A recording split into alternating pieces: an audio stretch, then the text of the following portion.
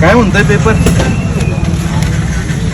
पुण्यातलं वातावरण पहिल्यासारखं राहिलं नाही आता. पूर्णपणे कायापालट झालाय पुण्याचा.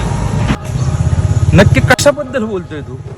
तेच आपल्यासारखी तरुण पिढी आणि अल्पवयीन मुलं पूर्णपणे व्यसनाच्या आहारी गेलेत.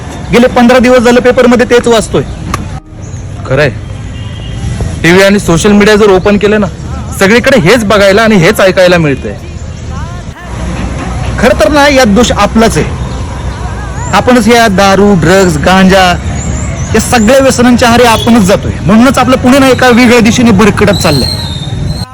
मला तर आता वाटायला लागलंय आपलं पुण्याचा ऐतिहासिक आणि सांस्कृतिक वारसा तर आपण विसरतच चाललोय.